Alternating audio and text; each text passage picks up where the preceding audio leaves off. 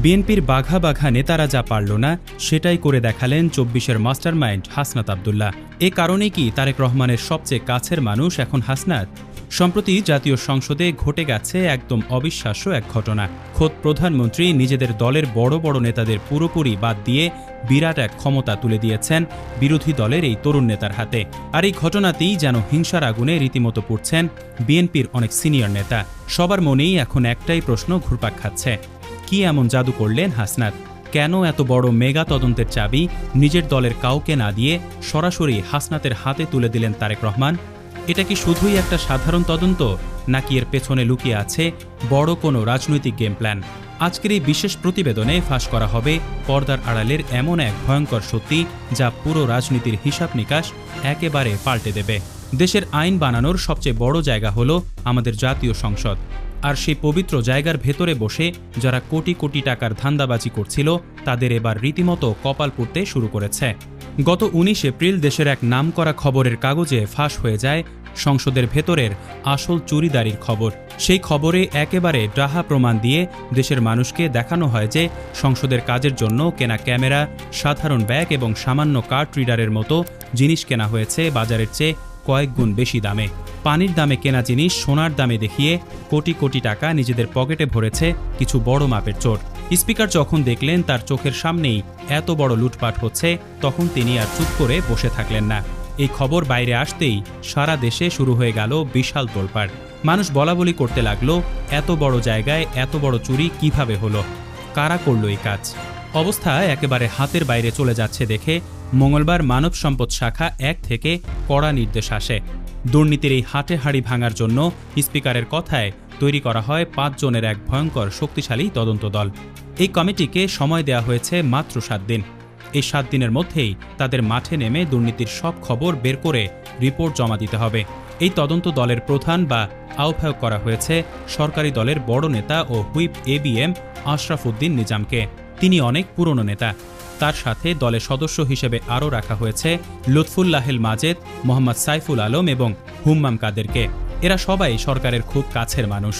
কিন্তু পুরো দেশবাসীকে অবাক করে দিয়ে এই দলের সবচেয়ে বড় জায়গায় বসানো হয়েছে তরুণদের প্রিয় নেতা এবং বিরোধী দলের সংসদ সদস্য হাসনাত আব্দুল্লাহকে। আর ঠিক এখান থেকেই শুরু হয়েছে রাজনীতির আসল চমক। তারেক সরকার কেন নিজেদের এত বড় বড় নেতা থাকতে বিরোধী দলের এই তরুণের উপর এত বড় ভরসা করল? রাজনীতিতে এমন ঘটনা এর আগে কেউ কখনো স্বপ্নেও ভাবেনি। অনেকেই বলাবলি করছেন এটা তারেক সাহেবের এক বিশাল গোপন চাল।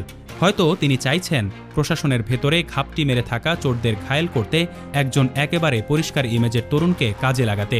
জুলাই মাসের ছাত্র জনতার বড় আন্দোলনের পর থেকে হাসনাত সবার কাছে নিজের যে একটা ভালো জায়গা তৈরি করেছেন, তাতে তারেক রহমানও খুব ভালো করেই বুঝতে পেরেছেন এই ছেলেকে দিয়ে কাজ করালে কেউ টু শব্দ করার সাহস পাবে না। হাসনাতের এই সততার জোর আর মাথা উঁচু করে কথা বলার ক্ষমতাই তাকে আজ বিশাল জায়গায় বসিয়েছে।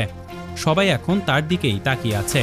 এদিকে বিরোধী দলের একজন নেতার এমন জাদুর মতো বড় জায়গায় চলে আসায় তারেকের দলের অনেক পুরনো নেতার মাথায় বাজ পড়েছে। বছরের পর বছর যারা রাজনীতি করে জীবন পার করেছেন, রাজপথে রোদ বৃষ্টিতে ভিজেছেন, তারা এখন নিজেদের কপাল নিজেরাই চাপড়াচ্ছেন। কেননা কালকের এক তরুণ নেতা এসে সরাসরি প্রধানমন্ত্রীর সবচেয়ে কাছের মানুষ হয়ে যাবে, আর তারা শুধু হা করে চেয়ে চেয়ে দেখবেন। এটা কিছুতেই হজম করতে পারছেন না অনেক নেতা। বিএনপি সরকারের ভেতরেই এখন চাপা রাগ আর ক্ষোভের আগুন জ্বলছে।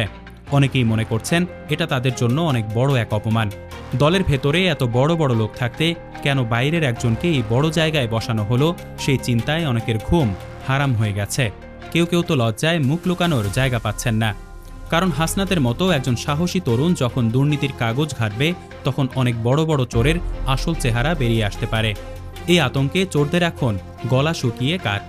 তারেক রহমান হয়তো দলের ভেতরের আবর্জনা পরিষ্কার করার জন্যই এই তরুণ নেতাকে মাঠে নামিয়ে আসল খেলাটা খেলছেন।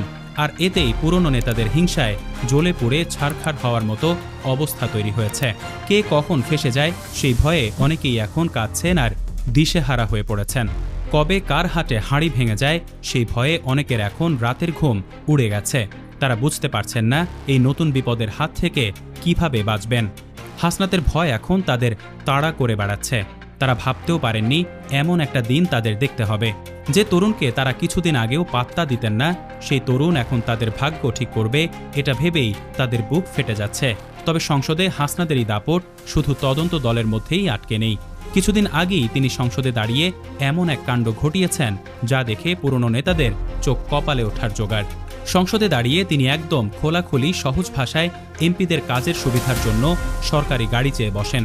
অন্যান্য নেতারা যেখানে ভান করে নিজেদের সাধু সাজার চেষ্টা করেন, সেখানে হাসনাত একদম জেদ ধরে সোজা যুক্তি দিয়ে বুঝিয়ে দিয়েছেন গাড়ি কোনো আরামের জিনিস নয়, বরং কাজের জন্য এটা খুব দরকারি একটা জিনিস। গাড়ি ছাড়া সাধারণ মানুষের কাছে গিয়ে কাজ করা অনেক কষ্টের, তাই কাজের জন্য এটা তার চাই। তার এই সাহসী আর শক্ত কথার পর সংসদে ট্রেজারি বেঞ্চে বসে থাকা স্বরাষ্ট্রমন্ত্রী একটুও রাগ না করে উল্টো মুচকি হাসেন। এই হাসির আসল কারণ নিয়ে রাজনীতির মাঠে অনেক কানাকানি শুরু হয়ে যায়। অনেকেই ভেবেছিলেন মন্ত্রী হয়তো তাকে নিয়ে মজা করছেন বা তাকে শায়েস্তা করার কথা ভাবছেন, কিন্তু ভেতরের আসল ঘটনা হলো এই হাসি ছিল এক বড় সম্মানের।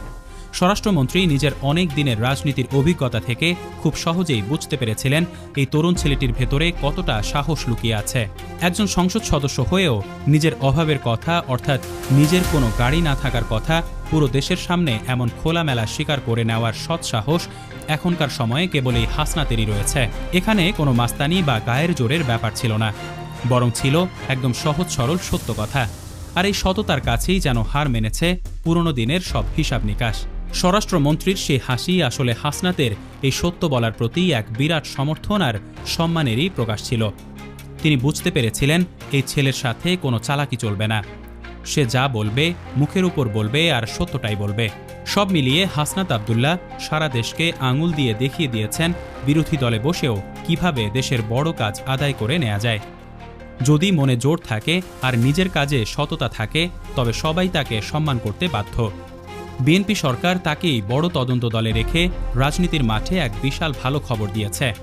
এটা প্রমাণ করে যে চুরি না করলে সবাই দাম দেয়, কিন্তু রাজনীতির মাঠে কোনো কাজই এমনি এমনি হয় না। তারেক সাহেবের এই অবাক করা কাজের পেছনে কি শুধুই সততার দাম রয়েছে, নাকি হাসনাতকে নিয়ে তারেক সরকারের অন্য কোনো গভীর গোপন চাল রয়েছে? চোরদের উচিত শিক্ষা দেওয়ার নামে বিএনপি কি হাসনাতকে নিজেদের কোনো বিশেষ কাজে লাগাচ্ছে, বা নিজেদের কোনো স্বার্থ হাসিল করতে উঠে পড়ে লেগেছে, নাকি হাসনাত নিজেই তার আসল বুদ্ধি খাটিয়ে নিজের রাস্তা পরিষ্কার করছেন? তবে যাই হোক না কেন, সময় গেলেই রাজনীতির এই নতুন খেলার সব ভয়ঙ্কর সত্যি একে একে সবার সামনে চলে আসবে। আর সেদিন হয়তো অনেক বড় বড় চোরই কেঁদে কুল পাবে না।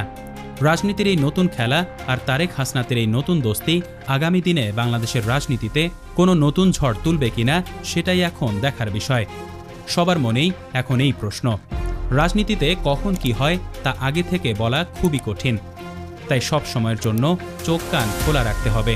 আগামী দিনে হয়তো আরও অনেক চমক অপেক্ষা করছে সবার জন্য।